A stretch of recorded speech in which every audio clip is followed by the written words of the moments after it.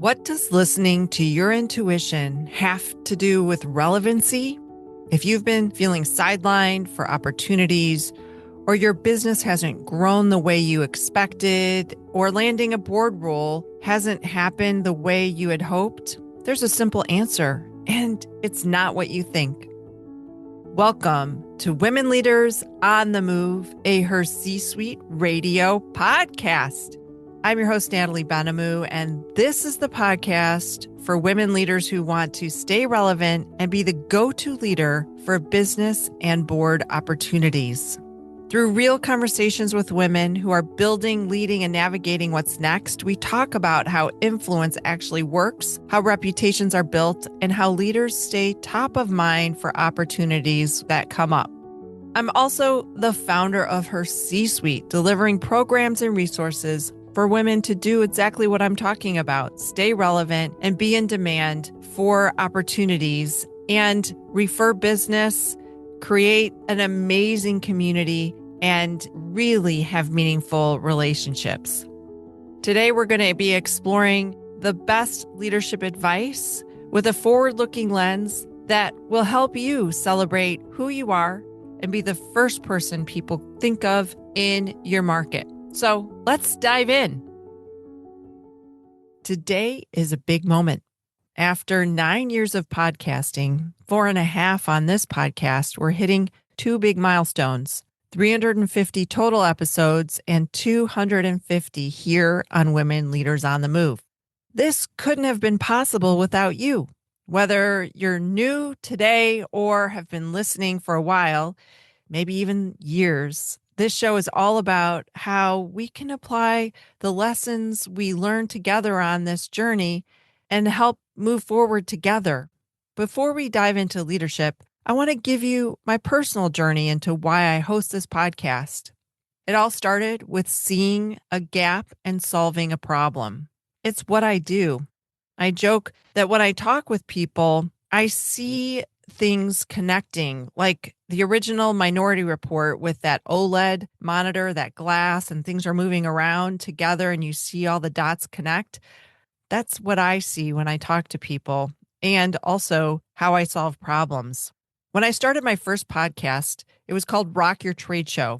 There weren't any podcasts for marketers in trade shows, and especially marketers weren't having a voice. I saw the opportunity to give them a voice while at the same time creating business leads. I had to get approval from my company to do this podcast. And to be prepared, I personally invested in taking a course from John Lee Dumas after attending an Amy Porterfield event. He suggested you should do a podcast on trade shows. And I thought about it and decided to move forward, learning everything I needed to do and know to start a podcast. And let me tell you, technology has come so far. Back then, everything was on Skype. The waveform was super unreliable. I would have to do things more than once sometimes. But at the time, I was using the most current technology. I learned all that I needed to do. And I pitched the owner of my company about why this was the right thing for business growth. Timing was everything, and I intentionally started the show during CES, the Consumer Electronics Show, with the show organizer, Karen Chupka at the time. She had been there for a long while at that event, and we talked all about the show, and I also interviewed 2 really big players, a vice president from LG and an influencer who was interviewing people on the show floor. The reason that this is relevant as it's exactly 9 years ago. CES is happening again, and it is making me reflect on what's changed and how to think moving forward. I loved hosting that show. It opened doors and I leveraged it to get free registration and attend conferences. I pitched myself as the official podcast and I closed business. The show had a fantastic run and ended on its 100th episode right when COVID happened and all the trade shows in person were paused. When I started HerCsuite, I wanted to get back to the love of storytelling.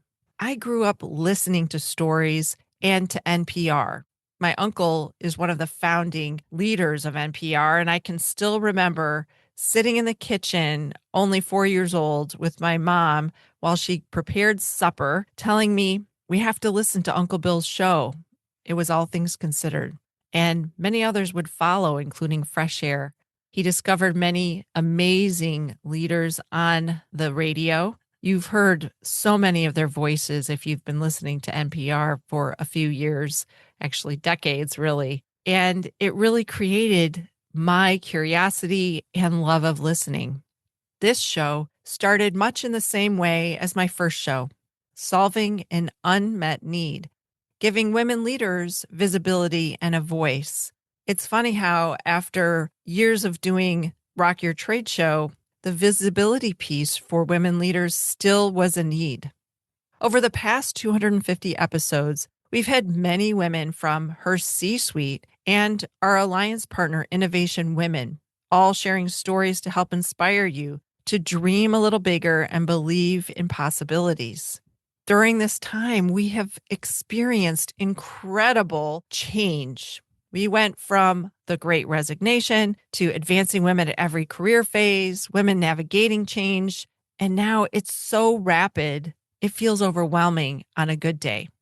While the focus has been making career pivots, leadership trends in corporate boards and business growth, today future leaders need something different to be relevant and stay in demand for what's next. I'm going to give you 3 ways to reframe what it means to stay relevant and how you can be that first go-to leader. Staying relevant isn't about posting on social media, although it can feel like that's what we need to do. I know some days I feel pressure to post on LinkedIn and make sure that I'm giving people ideas that are fresh. But sometimes that can feel overwhelming, like I was describing earlier. And the only thing that social media used to be able to do was awareness. If you've been on platforms like LinkedIn, your visibility may not be the same as it used to be. And so I've really gotten curious about what does it mean to stay relevant in this time? I just read an article about the head of Instagram who's worried about the emergence of fakes and how AI is changing their content.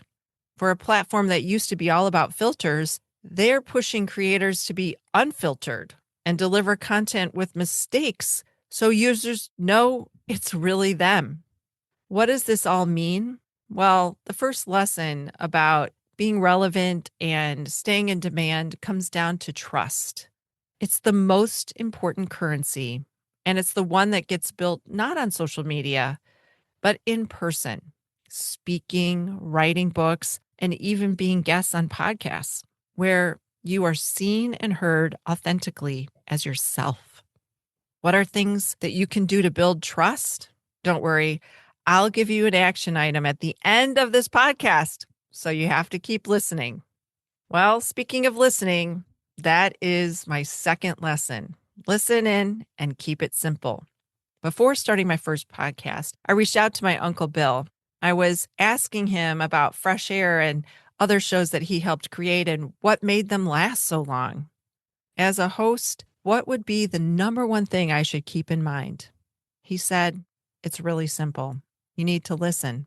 I've taken that advice to heart for every one of the episodes, especially on this podcast.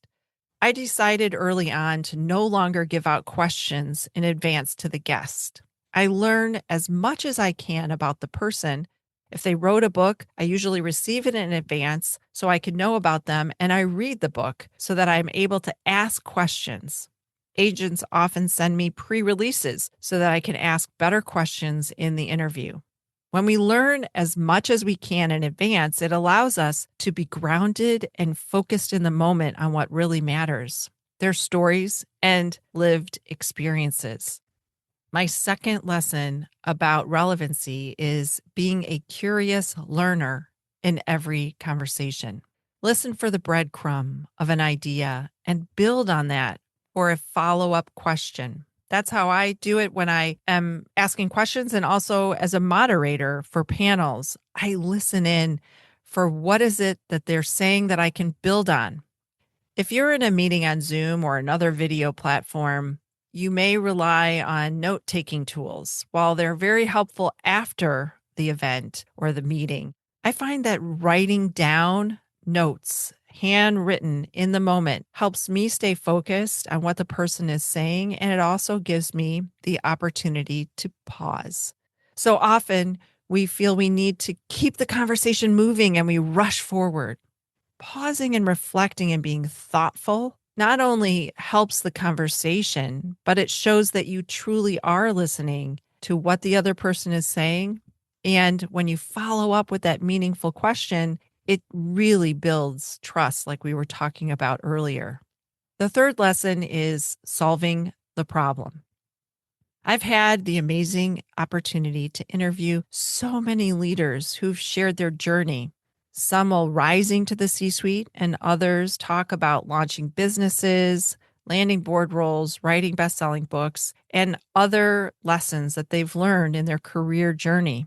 The through line is that each leader shared how they solved problems and how that turned into more opportunities, whether it was for business, for career advancement, or landing board roles. One of the most influential books I have ever read, other than How to Win Friends and Influence People, is the original Blue Ocean Strategy. The story of how Cirque du Soleil refined the circus to be without animals, become about human acrobatics, and high ticket immersive experiences was the catalyst for me starting Rock Your Trade Show, creating a blue ocean strategy for business and solving that lack of visibility for marketers and leaders. And the same is true for this podcast, too. Visibility has been the one thing that changes everything and makes women the go to leader because they are known. The third lesson here is, where's the gap in your industry? My suggestion for you is, what got you here won't take you there. And we no longer live in a time that if we keep doing the same thing, success will continue. I've faced this personally, and I hear it from entrepreneurs that I talk with who are in our programs. They may find that they have stalled contracts, companies are cutting back, ending contracts, or the impact of things like tariffs and government shifts and shutdowns has reduced their business opportunities. The chance for us to not do things the way that we've been doing them and to problem solve in not staying in the red ocean where everyone is, but offering something that's unique is really the way that you will be a trusted and go-to leader. If you're a consultant, service-based business, coach, board director, or any other type of business, ask yourself, what is the one thing that you can offer that's different? Unsure? Listening and paying attention will reveal the gap. I had personal experience with this for my nonprofit, HerHealthX. It wasn't until we looked at how to solve the health outcome challenge for women that the new direction became clear. As promised earlier, I told you I would give you one action that you could take to build trust and be the go-to leader. Being the person who everyone thinks of first is really easy to do if we do the one thing that most people don't do. It's follow through. Be that person that is known for getting things done. I joke with my family that on my tombstone, it will say, she got stuff done, although I may use an expletive instead of stuff. It isn't always easy. Sometimes we may need reminders to follow up. That's what AI tools and your calendar is for. When you serve first and follow through, you become that trusted person. Today, think about one action you can do for someone else where you're following up, making an introduction, and you'll be surprised how you can build on that. Tomorrow, do another, followed by the next day. Before you know it, people will think of you first as that go-to person because they know that they can trust you. Looking forward to this year, I am so excited. I can't wait for the year of the horse. We all have the power to shed what's no longer serving us and to embrace momentum and create our best year yet. I hope you'll stay with us on our journey. Know that I'm here with you, and I cannot wait to see all the amazing things that you're doing to be in demand, stay relevant, and really take your career and your life forward. Thank you for being here with me today. For all our listeners around the world, I appreciate you. Wherever you are on your leadership journey this year, know that you're not alone. I'll be here each week with ideas that will help you stay relevant and be the go-to leader people call first. If you're looking for additional ideas on how to do that, visit us at HerCsuite.com. We have programs designed specifically for women in the second half of your career, whether you want to land a board role, grow your business, or drive the AI conversation. If you found this podcast helpful, I would be so grateful if you would share it with a friend or colleague today. As always, keep shining your light bright. The world needs you.